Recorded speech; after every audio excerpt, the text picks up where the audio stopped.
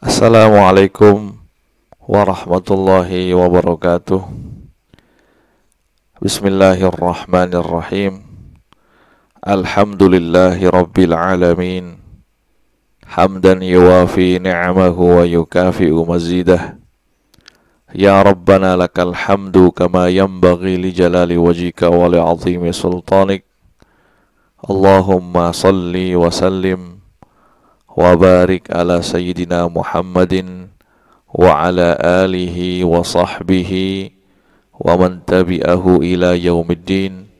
Rabbi shrah li sadri wa yassir li amri wahlul 'uqdatam min lisani yafqahu qawli. Amma ba'du. Para pendengar dan pencinta radio MBS FM yang dimuliakan oleh Allah Subhanahu wa taala.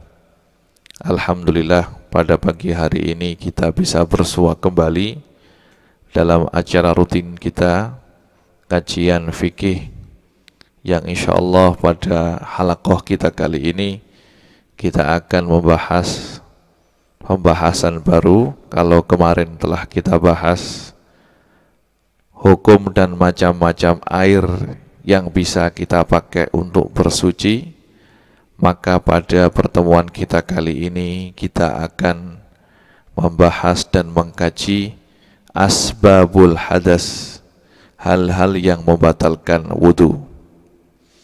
Asbabul hadas atau hal-hal yang membatalkan wudu, sebagaimana disebutkan oleh para ulama madhab Syafi'i, itu ada 5 perkara. Yang pertama adalah kullu ma kharaja min ahadis sabilaini, setiap sesuatu yang keluar dari 2 jalan. Yang dimaksud dengan 2 jalan di sini adalah jalan belakang yaitu dubur dan jalan depan yaitu kubul atau kemaluan depan. Sesuatu yang keluar dari 2 tempat tersebut membatalkan wudu, baik sesuatu yang keluar itu adalah sesuatu yang mu'tad, sesuatu yang biasa keluar seperti kencing, kotoran atau yang lainnya, atau sesuatu yang ghairu mu'tad, tidak biasa, misalnya darah atau cacing atau hal yang lainnya. Setiap sesuatu yang keluar dari 2 jalan tersebut membatalkan wudu, baik keluarnya itu disengaja atau tidak disengaja. Dalam keadaan sadar atau tidak sadar, setiap hal yang keluar dari 2 jalan itu membatalkan wudu, kecuali 1 hal, yaitu jika keluar air sperma.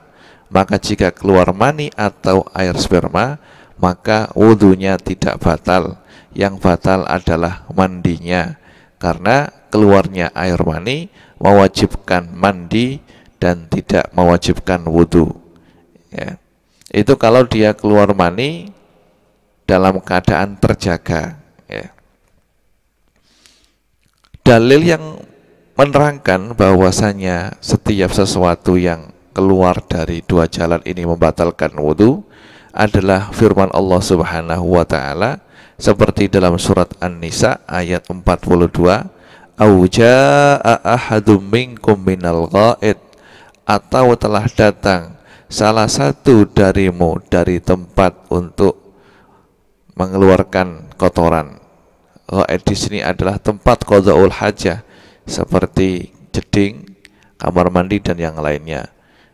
Dari ayat ini para ulama mengambil kesimpulan bahwasanya jika seseorang telah berak atau telah kencing, maka wudunya telah batal.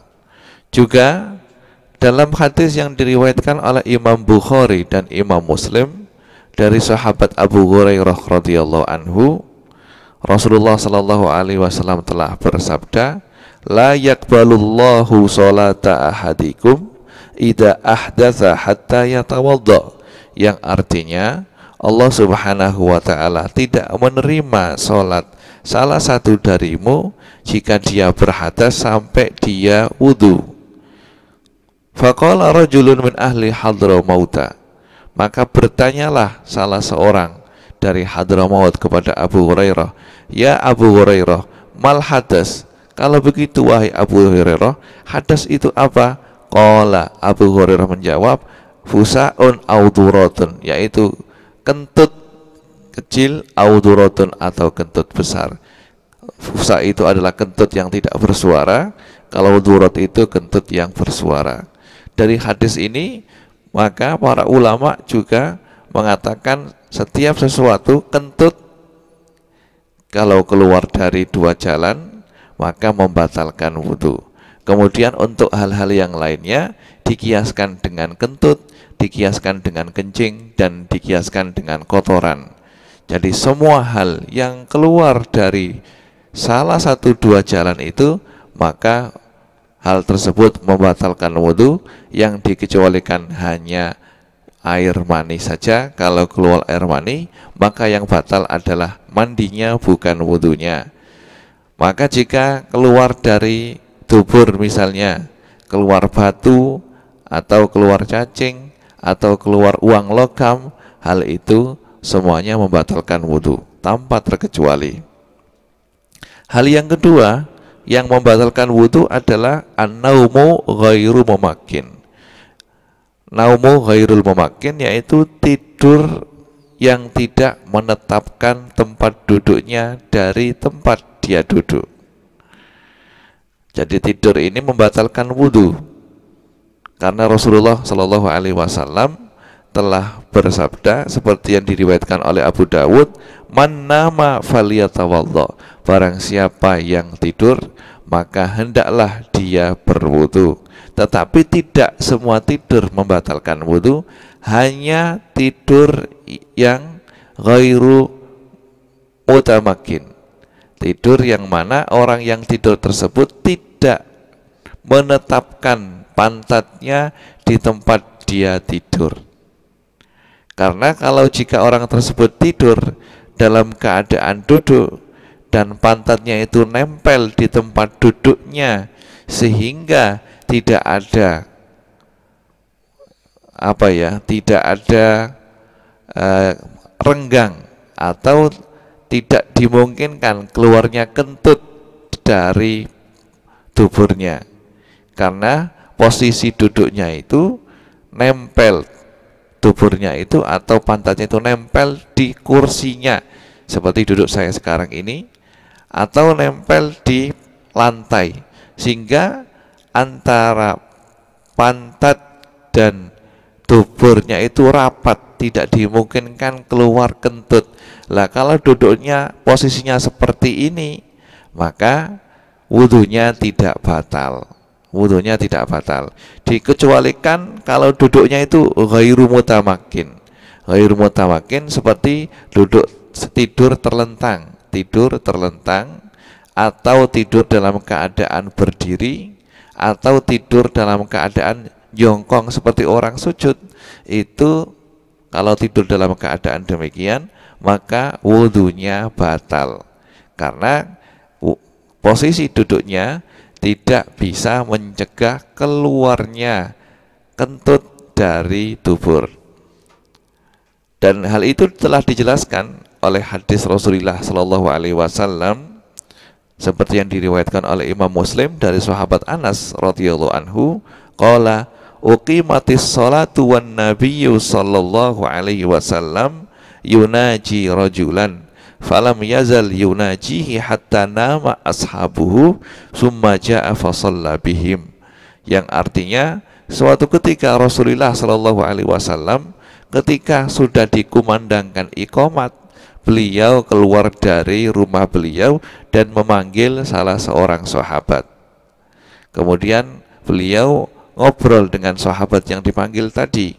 Ngobrolnya lama sehingga kebanyakan sahabat yang menunggu beliau sholat, yang mana ketepatan sholat itu adalah sholat isya, tertidur di masjid. Nah, setelah Rasulullah Shallallahu Alaihi Wasallam selesai bercengkerama dengan orang tersebut, dengan sahabat tersebut, baru beliau masuk ke masjid dan sholat isya bersama para sahabat, dan ketika itu para sahabat tidak mengulangi wudhu mereka. Seperti dijelaskan dalam riwayat yang lain oleh Imam Bukhari, karena ashabu Rasulillah sallallahu alaihi wasallam yanamuna summa yusalluna wala yatawaddaun. Sahabat Nabi sallallahu alaihi wasallam ketika menunggu Rasulullah sallallahu alaihi wasallam untuk sholat berjamaah, mereka tertidur, kemudian mereka sholat bersama Nabi berjamaah dan mereka tidak mengulangi wudhunya. Para ulama untuk mensinkronkan antara dua hadis ini, Imam Syafi'i menjelaskan bahwasanya para sahabat ketika mereka menunggu kedatangan Rasulullah Shallallahu Alaihi Wasallam sampai mereka tertidur di masjid, menunggunya itu dalam keadaan duduk. Jadi ketika mereka di masjid dalam keadaan duduk bersila menunggu Nabi, dan mereka ngantuk di masjid, dan sebagian dari mereka ada yang tertidur, sehingga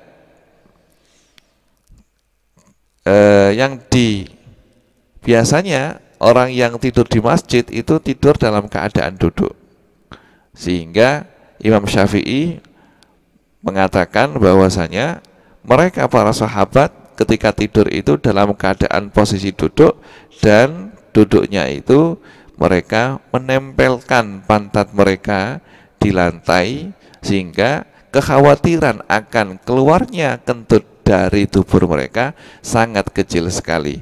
Maka duduk atau tidur dalam posisi duduk seperti ini tidak membatalkan wudhu, tidak membatalkan wudhu. Kalau tidurnya terlentang atau tidurnya berdiri, atau orang tersebut tidur dalam keadaan miring, maka tidur tersebut membatalkan wudhu.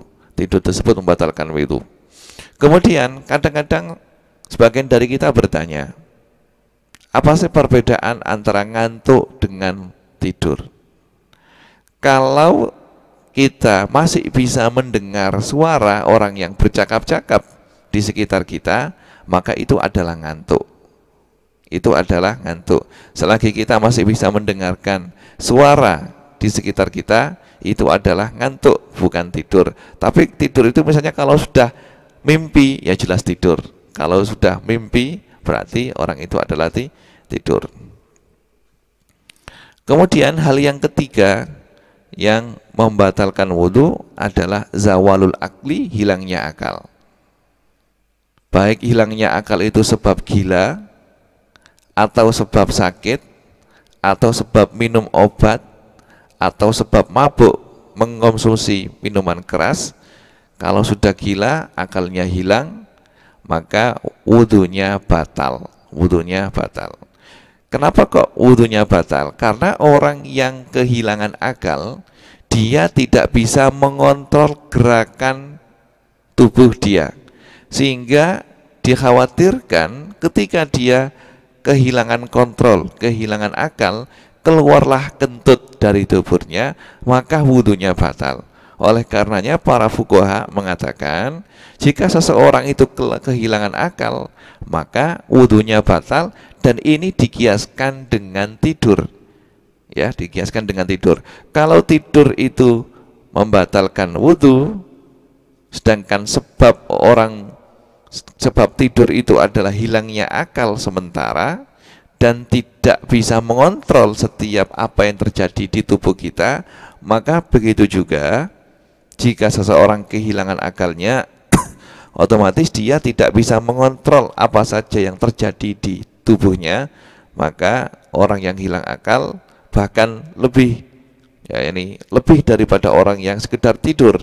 Maka di sini para fuqaha mengatakan dikiaskan dengan orang yang tidur, maka orang yang kehilangan akal wudhunya batal. Kemudian hal yang keempat yang membatalkan wudhu adalah lamsur rajuli al-mar'ata al-ajnabiyah, yaitu menyentuhnya seorang laki-laki, seorang perempuan yang ajnabiyah, yang mana antara mereka berdua tidak ada hubungan mahram. Kalau bertemu kulitnya orang laki-laki bersentuhan dengan kulitnya orang perempuan, maka batallah wudhu mereka berdua. ya, dengan syarat perempuan tersebut bukanlah mahram laki-laki yang menyentuhnya. Kalau antara mereka berdua ada hubungan mahram, maka wudunya tidak batal. Mahram adalah jika perempuan tadi itu haram untuk dinikahi oleh laki-laki tadi. Misalnya ibunya, baik kemahraman ini dari segi nasab, seperti menyentuh ibunya, menyentuh adiknya, menyentuh anaknya, menyentuh bibinya, menyentuh cucunya, itu wudunya tidak batal.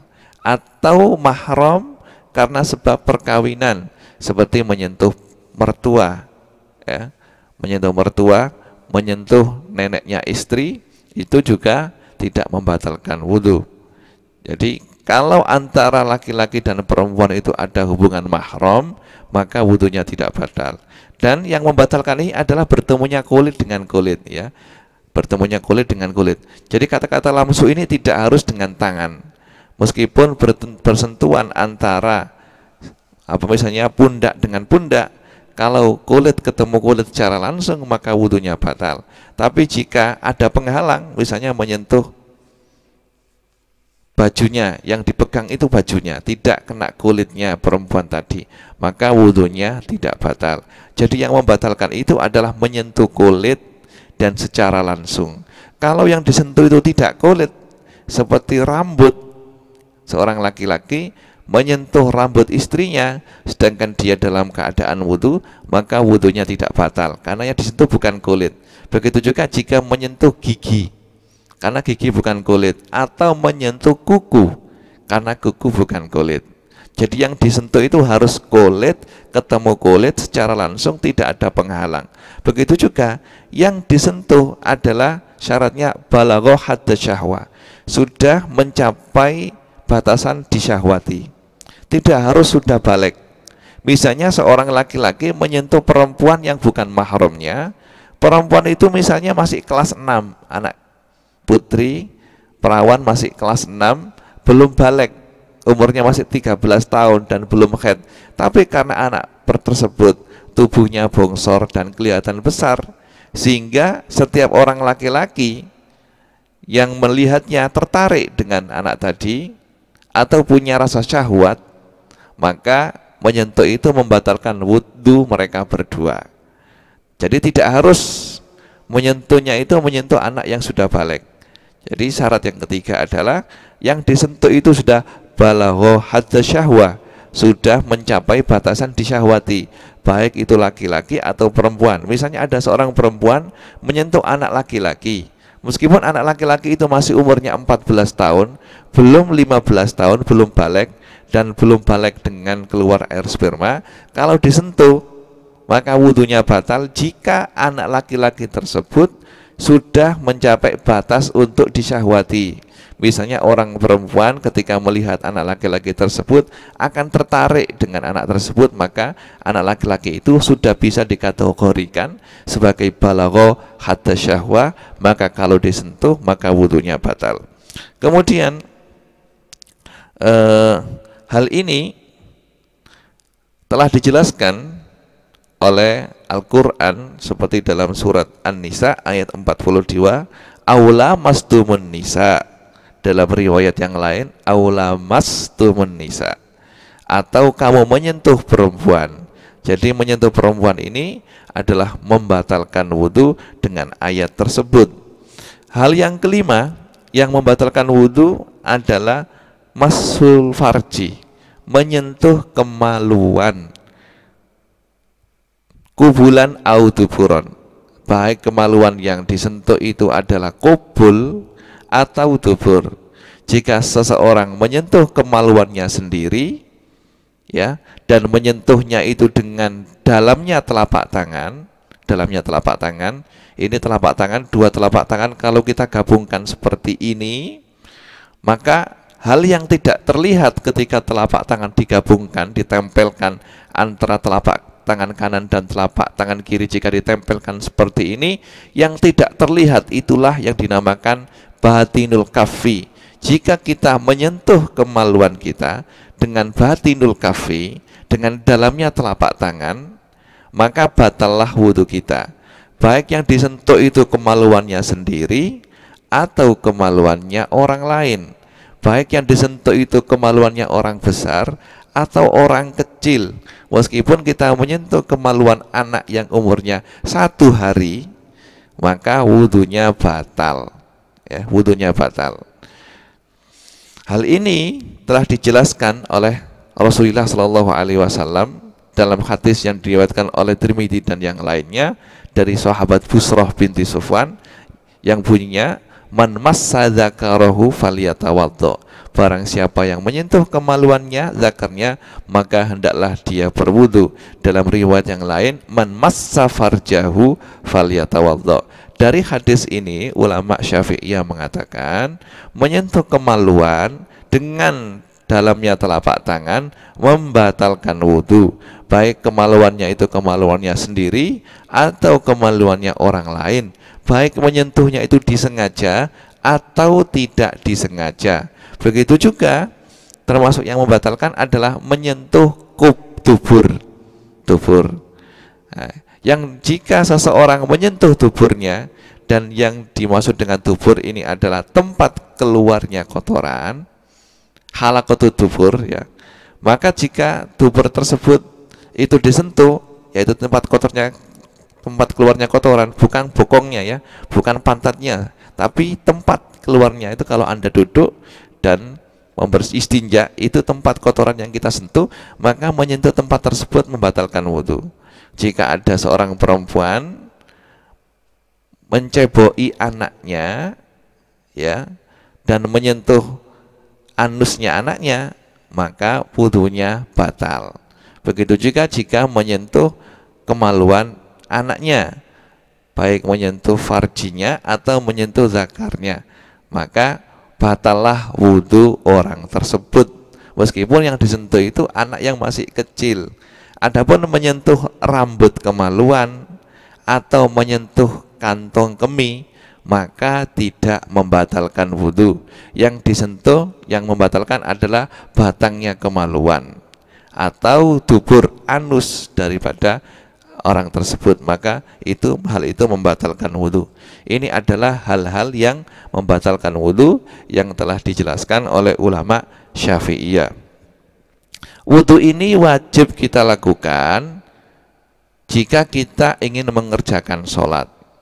Jadi wudu ini wajib kita lakukan jika kita mengerjakan sholat, karena Allah Subhanahu wa ta'ala telah berfirman, ya ayyuhalladzina amanu idza kumtum ilas sholati faghsilu wujuhakum wa aydiyakum ilal marafiqi wamsahu bi ru'usikum wa arjulakum ilal ka'bain, yang artinya wahai orang-orang yang beriman, jika kamu semuanya ingin menjalankan sholat, makalah basuhlah wajahmu, basuhlah tanganmu sampai ke siku, usaplah kepalamu dan basuhlah kedua kakimu.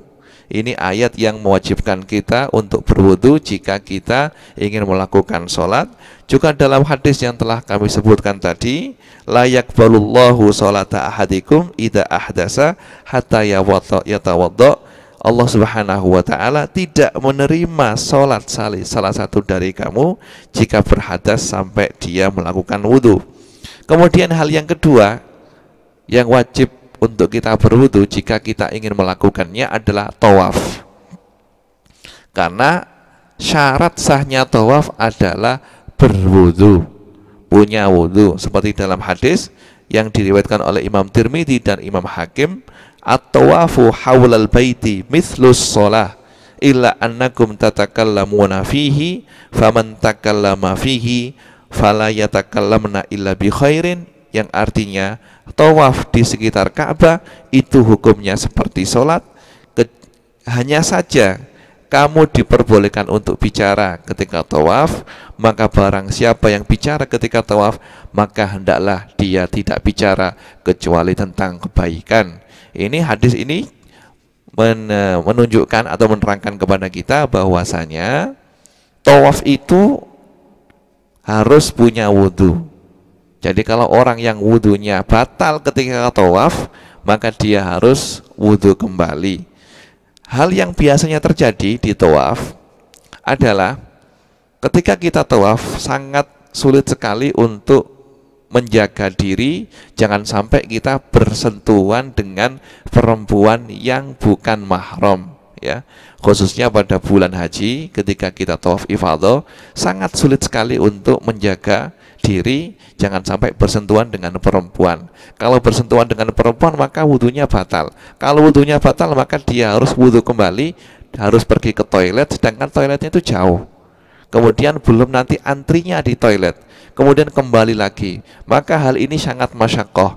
Maka para ulama menyarankan jika kita dalam keadaan tawaf, karena tawaf itu disyaratkan harus suci dari hadas besar dan hadas kecil dan dari najis, maka ketika kita bersentuhan dengan perempuan, ketika kita wudhu, kita niatkan untuk mengikuti madhabnya Imam Abu Hanifah yang mengatakan menyentuh perempuan tidak membatalkan wudhu. Jadi ketika kita mulai tawaf itu kita niat untuk mengikuti madhabnya Imam Abu Hanifah dalam hal batalnya wudhu, sehingga jika terpaksa kita bersentuhan dengan perempuan yang bukan mahram, maka wudhu kita tidak batal. Wudhu kita tidak batal karena memang ketika sholat, ketika tawaf itu sangat sulit sekali untuk menjaga agar tidak bersentuhan dengan orang yang bukan mahram. Yang ketiga, hal yang mensyaratkan wudhu adalah menyentuh Al-Quran atau masul mushaf. Jika kita ingin membaca Quran dan dengan membawa Quran tersebut atau menyentuhnya, maka kita harus berwudu, karena Allah Subhanahu wa taala telah berfirman, la yamassuhu illal mutahharun, surat Al-Waqiah ayat 79, tidak menyentuhnya, yaitu menyentuh Al-Quran, kecuali orang-orang yang telah bersuci. Dalam hadis Rasulullah Shallallahu Alaihi Wasallam seperti yang diriwayatkan oleh Imam Daruqutni, beliau telah bersabda, la yamassal Qur'ana illa tahir, jangan sampai menyentuh Al-Quran kecuali orang yang suci. Maka jika kita ingin menyentuh Al-Quran, ingin membaca Al-Quran dengan membawa Al-Qurannya, maka kita harus punya wudhu. Tapi kalau sekedar membaca Al-Quran saja, tidak pakai menyentuh Al-Quran, maka tidak disyaratkan untuk wudhu. Anda bisa baca Al-Quran meskipun Anda tidak punya wudhu, tapi jangan sampai menyentuh Al-Quran. Kalau Al-Qurannya disentuh, maka Anda harus berwudhu. Inilah hal-hal yang mewajibkan kita jika kita ingin mewajibkan kita untuk berwudu jika kita ingin melakukannya.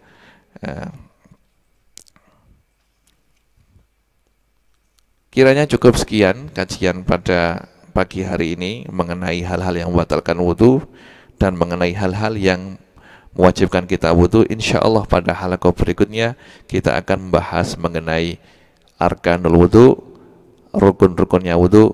Nas'alullah subhanahu wa ta'ala ayyaja'alana mimman yastami'unal qawla fayattabi'una ahsana. Dan kita mohon kepada Allah subhanahu wa ta'ala apa yang telah kita kaji dijadikan oleh Allah subhanahu wa ta'ala sebagai ilmu yang manfaat. Wallahul muwaffiq ila aqwamit thoriq. Assalamualaikum warahmatullahi wabarakatuh.